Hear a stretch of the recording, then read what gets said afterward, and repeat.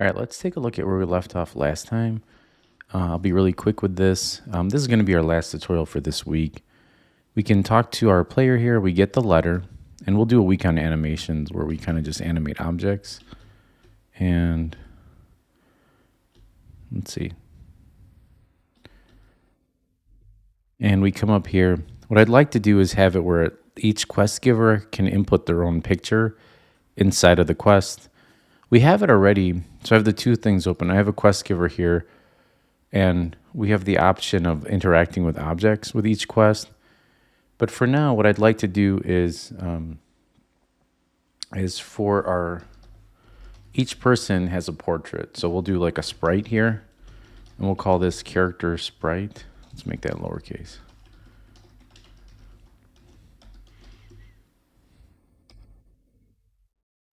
And let's save that, and then let's go back to, for example, our king here.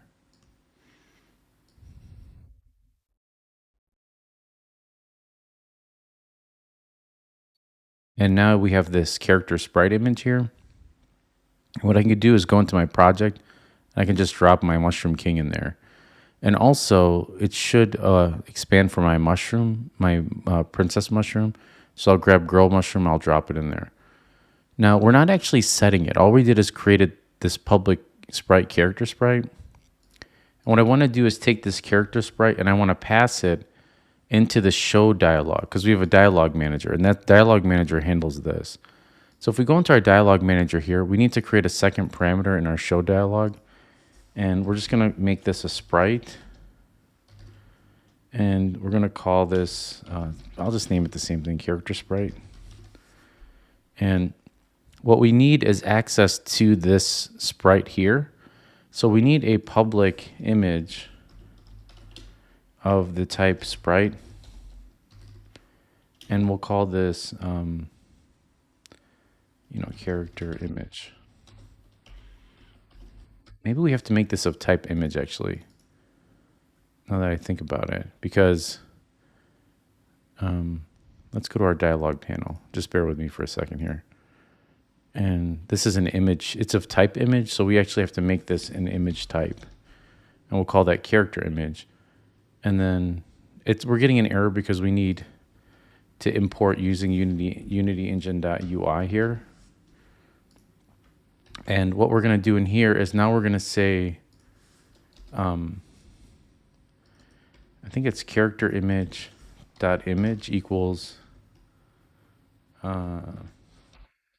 character image dot sprite equals the character sprite that's being passed in. Yeah, let's close this out. We're not playing with. So what happens is our quest giver. Oh, we're getting an error here because we never passed in a second parameter, which is this character sprite image. And if you remember, sorry, I know this can get a little confusing with all the scripts. When you go to write your own games, that's really the best way to kind of learn how to kind of code is to create your own games.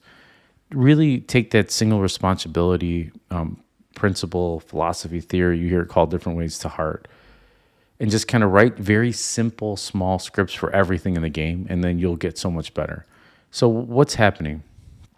We're passing in the text that we enter in here. So let's just kind of remember, quest givers are people, like the princess mushroom. And she's a quest giver, and so she has dialogue here. And then for the princess mushroom here, we want to make sure that we could probably just drag in the same, no, we got to drag in image. So this is our mushroom girl. And we really should make her a prefab at this point. So I'm going to grab my princess mushroom and drop her in here. And we really should do that for the mushroom king. Anytime they start getting like this, and we might reuse them. But you can see here, mushroom king, we're going to grab our mushroom king image here. And then we want to do prefab, apply all. And then for princess mushroom, same thing. Just so that we lock it in. That one's already locked in. Let's test it. So we're not going to notice a difference at first with our princess here because we already have her image. So there's her image. But let's see if it worked for our king.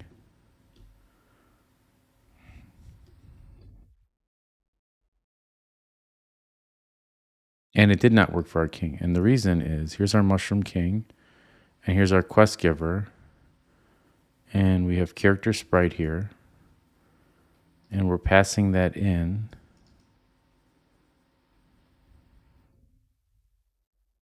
Let's make sure this is saved. Oh, the reason is because it got unhooked here for our canvas. So I have to make sure that my image on my canvas is in there. So now it should update properly. Let's take a look. So there's that. And now that we have that image, I just dragged this from the canvas in there.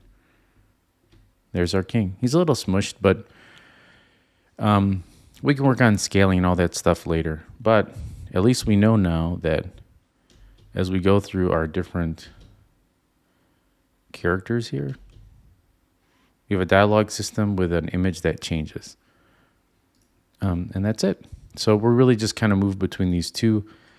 I would suggest going through again and commenting each line of code as you go through it. And also take these tutorials, restart them, and make your own platformer. And that's another good way of learning how to sort of create another, so next week we're going to have a new set of concepts. We're going to create a win-lose scenario, and then we're going to go into animation next week.